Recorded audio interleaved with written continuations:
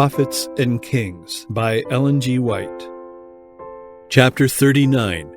In the Court of Babylon. Among the children of Israel who were carried captive to Babylon at the beginning of the 70 years' captivity were Christian patriots, men who were as true as steel to principle, who would not be corrupted by selfishness, but who would honor God at the loss of all things. In the land of their captivity, these men were to carry out God's purpose by giving to heathen nations the blessings that come through a knowledge of Jehovah. They were to be His representatives. Never were they to compromise with idolaters. Their faith and their name as worshippers of the living God they were to bear as a high honor. And this they did. In prosperity and adversity, they honored God, and God honored them. The fact that these men, worshippers of Jehovah, were captives in Babylon, and that the vessels of God's house had been placed in the temple of the Babylonish gods, was boastfully cited by the victors as evidence that their religion and customs were superior to the religion and customs of the Hebrews. Yet through the very humiliations that Israel's departure from Him had invited, God gave Babylon evidence of His supremacy, of the holiness of His requirements, and of the sure results of obedience.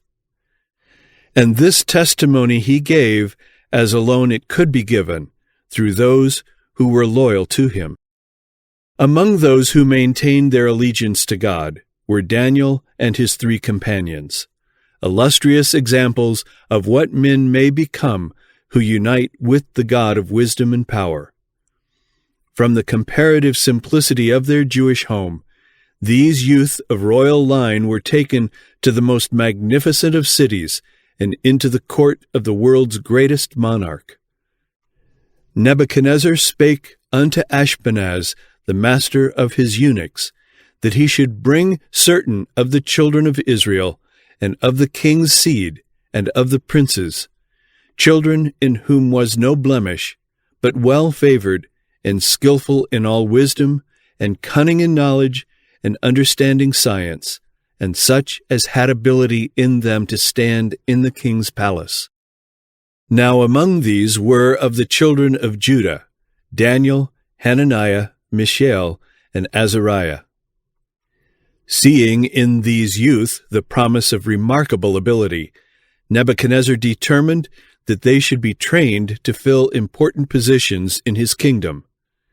That they might be fully qualified for their life work, he arranged for them to learn the language of the Chaldeans, and for 3 years to be granted the unusual educational advantages afforded princes of the realm. The names of Daniel and his companions were changed to names representing Chaldean deities. Great significance was attached to the names given by Hebrew parents to their children. Often these stood for traits of character that the parent desired to see developed in the child. The prince in whose charge the captive youth were placed gave unto Daniel the name of Belteshazzar, and to Hananiah of Shadrach, and to Mishael of Meshach, and to Azariah of Abednego. The king did not compel the Hebrew youth to renounce their faith in favor of idolatry, but he hoped to bring this about gradually. By giving them names significant of idolatry, by bringing them daily into close association with idolatrous customs, and under the influence of the seductive rites of heathen worship, he hoped to induce them to renounce the religion of their nation and to unite with the worship of the Babylonians. At the very outset of their career, there came to them a decisive test of character. It was provided that they should eat of the food and drink of the wine that came from the king's table. In this the king thought to give them an expression of his favor and of his solicitude for their welfare. But a portion having been offered to idols, the food from the king's table was consecrated to idolatry, and one partaking of it would be regarded as offering homage to the gods of Babylon. In such homage, loyalty to Jehovah forbade Daniel and his companions to join. Even a mere pretense of eating the food or drinking the wine would be a denial of their faith. To do this would be to array themselves with heathenism and to dishonor the principles of the law of God. Nor dared they risk the enervating effect of luxury and dissipation on physical, mental, and spiritual development. They were acquainted with the history of Nadab and Abihu, the record of whose intemperance and its results had been preserved in the parchments of the Pentateuch, and they knew that their own physical and mental power would be injuriously affected by the use of wine. Daniel and his associates had been trained by their parents to habits of strict temperance. They had been taught that God would hold them accountable for their capabilities and that they must never dwarf or enfeeble their powers. This education was to Daniel and his companions the means of their preservation amidst the demoralizing influences of the court of Babylon. Strong were the temptations surrounding them in that corrupt and luxurious court, but they remained uncontaminated. No power, no influence could sway them from the principles they had learned in early life by a study of the Word and works of God. Had Daniel so desired, he might have found in his surroundings a plausible excuse for departing from strictly temperate habits. He might have argued that, dependent as he was on the king's favor and subject to his power, there was no other course for him to pursue than to eat of the king's food and drink of his wine. For should he adhere to the divine teaching, he would offend the king and probably lose his position and his life. Should he disregard the commandment of the Lord, he would retain the favor of the king and secure for himself intellectual advantages and flattering worldly prospects. But Daniel did not hesitate. The approval of God was dearer to him than the favor of the most powerful earthly potentate, dearer than life itself. He determined to stand firm in his integrity, let the result be what it might. He purposed in his heart that he would not defile himself with the portion of the king's meat, nor with the wine which he drank. And in this resolve he was supported by his 3 companions. In reaching this decision, the Hebrew youth did not act presumptuously, but in firm reliance upon God. They did not choose to be singular, but they would be so rather than dishonor God. Should they compromise with wrong in this instance by yielding to the pressure of circumstances, their departure from principle would weaken their sense of right and their abhorrence of wrong. The first wrong step would lead to others until, their connection with heaven severed, they would be swept away by temptation. God had brought Daniel into favor and tender love with the prince of the eunuchs, and the request that he might not defile himself was received with respect.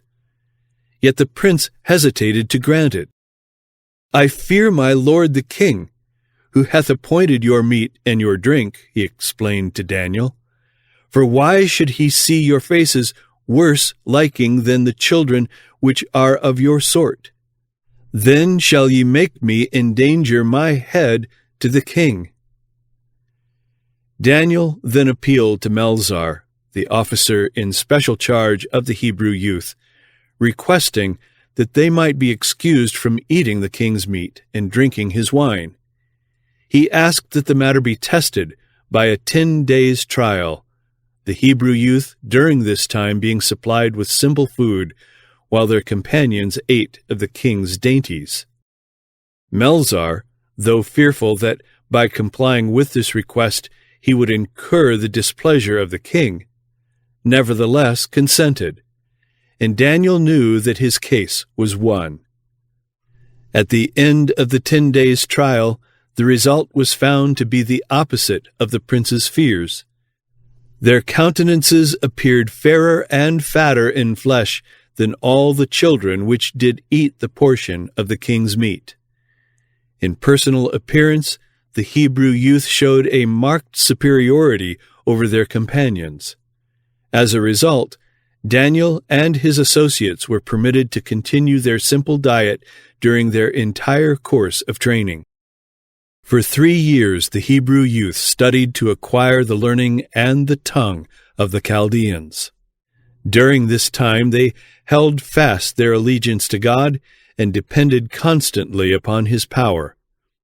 With their habits of self-denial, they united earnestness of purpose, diligence, and steadfastness. It was not pride or ambition that had brought them into the king's court, into companionship with those who neither knew nor feared God. They were captives in a strange land, placed there by infinite wisdom. Separated from home influences and sacred associations, they sought to acquit themselves creditably for the honor of their downtrodden people and for the glory of Him whose servants they were. The Lord regarded with approval the firmness and self-denial of the Hebrew youth and their purity of motive, and His blessing attended them. He gave them knowledge and skill in all learning and wisdom, and Daniel had understanding in all visions and dreams. The promise was fulfilled, "Them that honor me, I will honor." 1 Samuel 2, verse 30. As Daniel clung to God with unwavering trust, the spirit of prophetic power came upon him. While receiving instruction from man in the duties of court life, he was being taught by God to read the mysteries of the future and to record for coming generations, through figures and symbols, events covering the history of this world till the close of time. When the time came for the youth in training to be tested, the Hebrews were examined with other candidates for the service of the kingdom. But among them all was found none like Daniel, Hananiah, Mishael, and Azariah. Their keen comprehension, their wide knowledge, their choice and exact language testified to the unimpaired strength and vigor of their mental powers.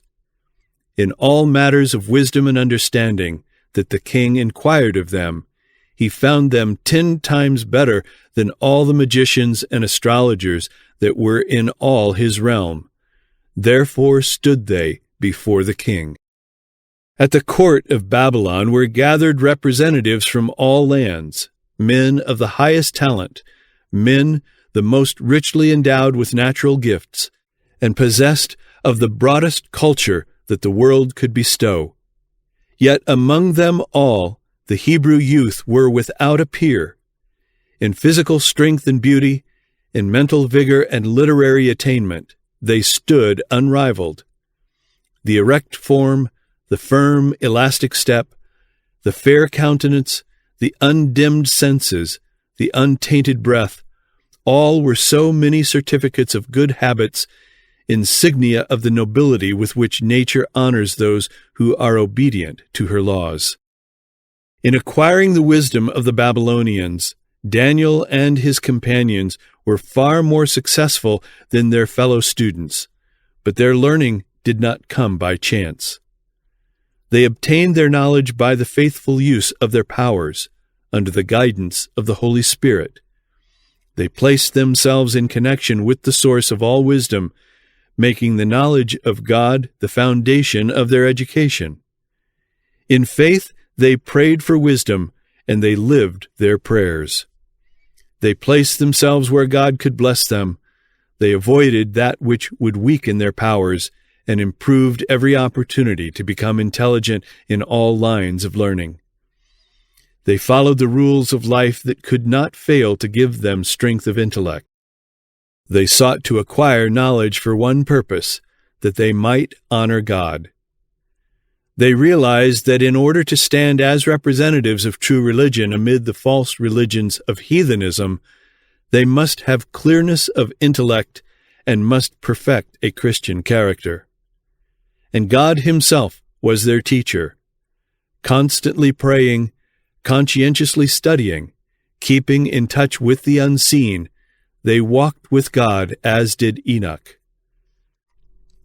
True success in any line of work is not the result of chance or accident or destiny. It is the outworking of God's providences, the reward of faith and discretion, of virtue and perseverance. Fine mental qualities and a high moral tone are not the result of accident.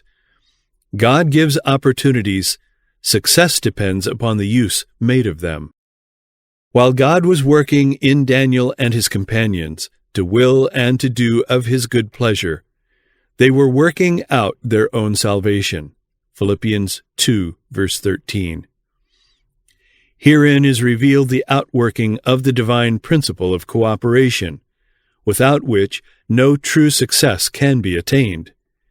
Human effort avails nothing without divine power, and without human endeavor, divine effort is with many of no avail. To make God's grace our own, we must act our part.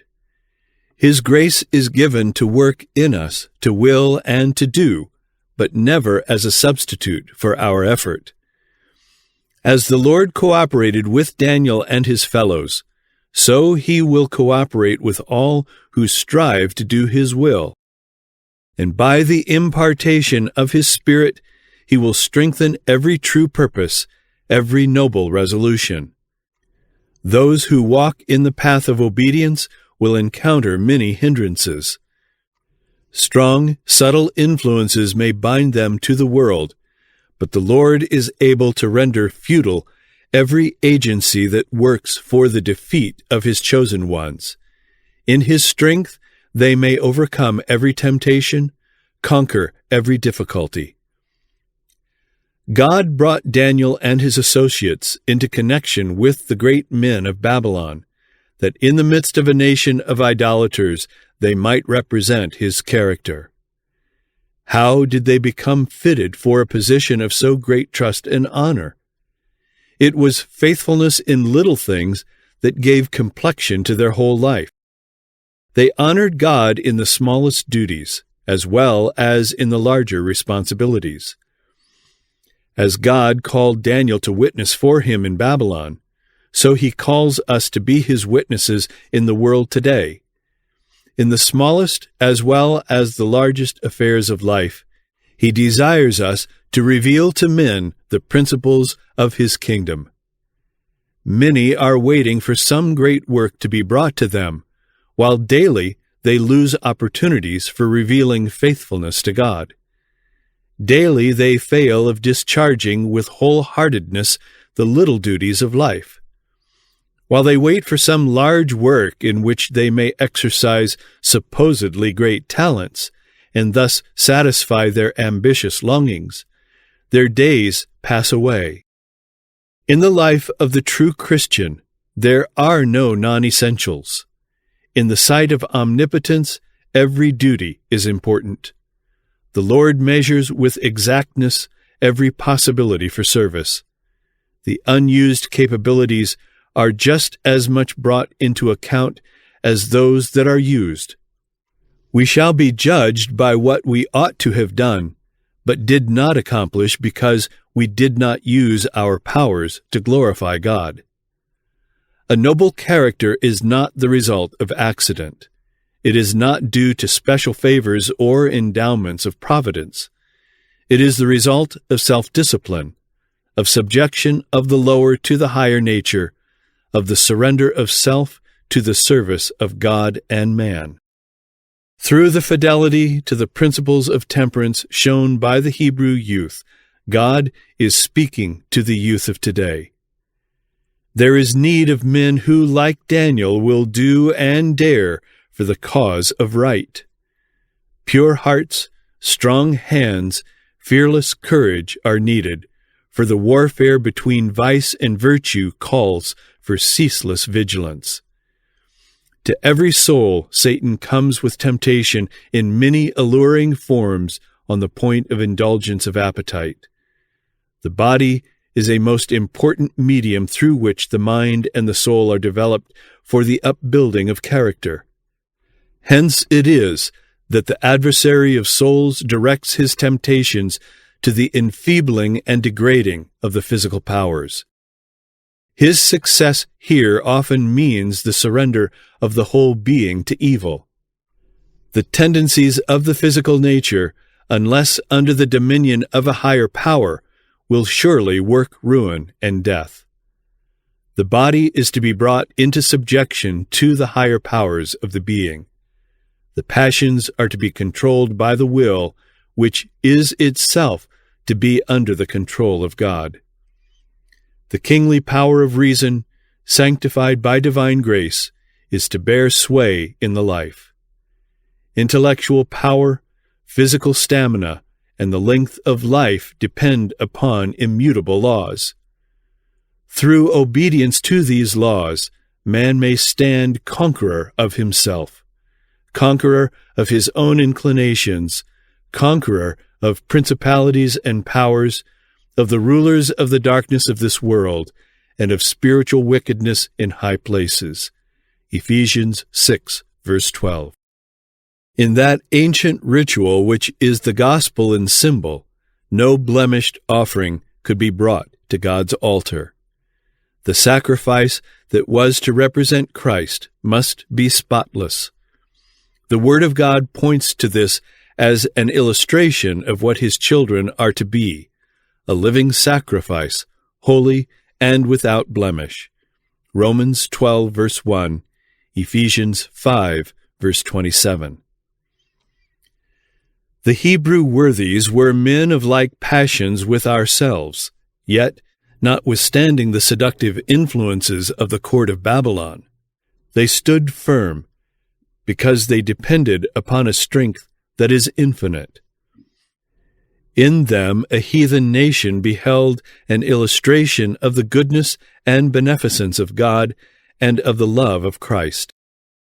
And in their experience we have an instance of the triumph of principle over temptation, of purity over depravity, of devotion and loyalty over atheism and idolatry.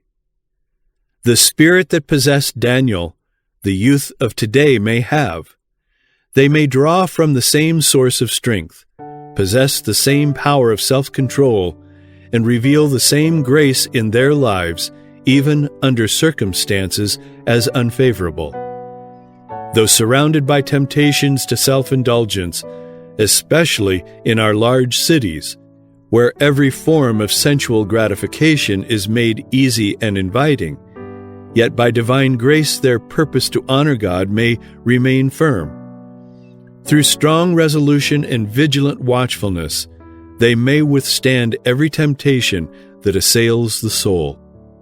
But only by him who determines to do right because it is right will the victory be gained. What a life work was that of these noble Hebrews!